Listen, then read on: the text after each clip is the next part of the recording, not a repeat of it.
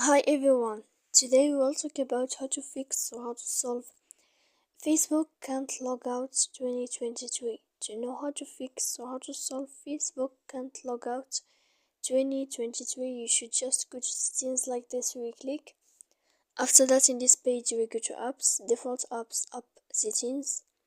When you will see this list, you will go down to find the application of Facebook and you will enter. Then in this page you will go to click for stop.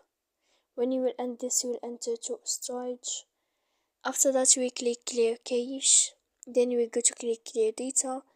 And when you will end all this stuff as you see here, you can turn off your Wi-Fi. So please don't forget to support us by like and subscribe. See you next time in another video. And thank you for your attention.